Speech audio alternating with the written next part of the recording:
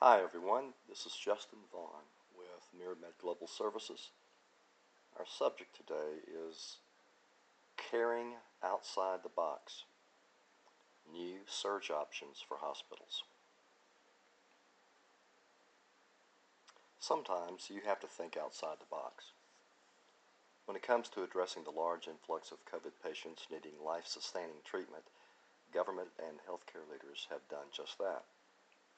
Early on in the pandemic of 2020, the Centers for Medicare and Medicaid Services, or CMS, and the Department of Health and Human Services, HHS, issued multiple waivers that allowed hospitals new and unprecedented latitude in caring for these patients, including the concept of off-site services. The section is entitled A New Paradigm. Since we are in the midst of a second wave of COVID-19, it may be a good time to revisit some of these government allowances as they pertain to the issue of site of service. In November, CMS provided an updated document outlining place of service options that are available to hospitals during the public health emergency, or PHE. The agency, which falls under the jurisdiction of HHS, explained that these temporary provisions are meant to fulfill its Hospitals Without Walls initiative, an effort to allow off-site locations for care events that would nonetheless act as extensions of the hospital setting. According to the November update, hospitals can provide services and facilities that would not normally be deemed part of the hospital. Specifically, the document states, CMS is providing additional flexibilities for hospitals to create surge capacity by allowing them to provide room and board, nursing, and other hospital services at remote locations or sites not normally considered parts of healthcare facilities, such as hotels or community facilities. This flexibility will allow hospitals to separate COVID-19 positive patients from other non-COVID-19 patients to help efforts around infection control and preservation of personal protective equipment, or PPE. For example, for the duration of the COVID-19 PHE, CMS is allowing hospitals to screen patients at off-site locations and furnish inpatient and outpatient services at temporary expansion sites. Hospitals would still be expected to control and oversee the services provided at an alternative location. That's the end of the quote. However, the government doesn't stop there.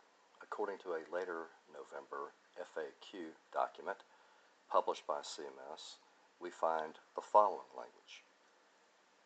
Quote, under the CMS Interim Final Rule with Comment, otherwise known as IFC, published in the Federal Register on May 8th, CMS is temporarily expanding the Extraordinary Circumstances Relocation Exception policy during the PHE to include both on-campus and expected off-campus provider-based departments, or PBDs, that relocate or partially relocate to new off-campus locations, including to any temporary expansion location, such as other sites or the patient's home as applicable.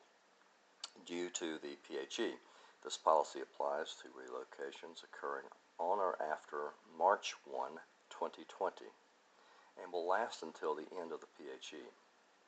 Further, CMS is streamlining the process for relocating PBDs to seek an exception and will allow PBDs to immediately begin furnishing and billing for services at the new location while the regional office is reviewing the exception request, end quote. This section is entitled Expanding on an Idea. Not satisfied with these measures, CMS published yet another rule change last week, allowing for further exceptions in hospital service locations. As reported by Healthcare Dive, the primary elements of the late November rule include the following. 1. The ability of hospitals to treat their acute care patients at home ahead of an expected surge in COVID-19 hospitalization following the Thanksgiving holiday will be expanded. This is due to an expectation that many Americans will have, quote, ignored public health advice against gatherings, end quote. Second, the guidance released last week also tweaks earlier changes allowing ambulatory surgical centers, or ASCs, to provide greater inpatient care by stating 24-hour nursing services need to be available only when a coronavirus patient is at the center.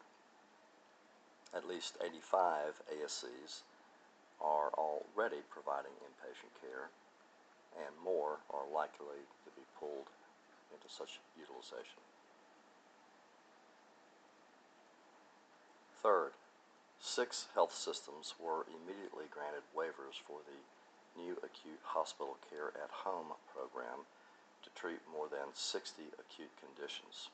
CMS said it has been in discussion with other hospitals and expects new applications to be submitted. Essentially, the new guidance, quote, focuses on at-home care for conditions that can often warrant a hospital stay, like asthma, pneumonia, congestive heart failure, and chronic obstructive pulmonary disease.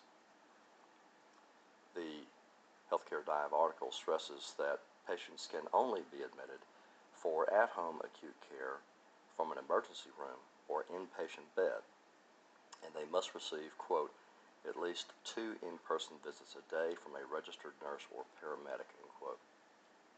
Hospitals will also be required to, quote, perform screening for non-medical factors that could impede at-home care, like not having working utilities or a risk for domestic violence, end quote. The full CMS press release related to these most recent changes to hospital surge locations can be found at the following link. And I would just type in there, CMS announces comprehensive strategy to enhance hospital capacity amid COVID-19 surge. That should bring you to the link. At MiraMed, it is our privilege to bring timely information to your attention, especially during these extraordinary times of change. We hope these articles will assist you in your short and long-term planning. If we can help you from a business solution perspective, please don't hesitate to reach out to us at info@miramedgs.com. Thank you.